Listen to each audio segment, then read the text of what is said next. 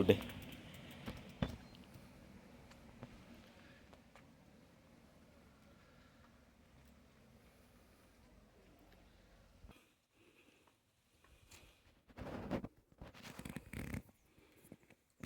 Hey guys, நாங்கள் இன்னைக்கு ஊட்டிக்கு தான் வந்திருக்கோம்.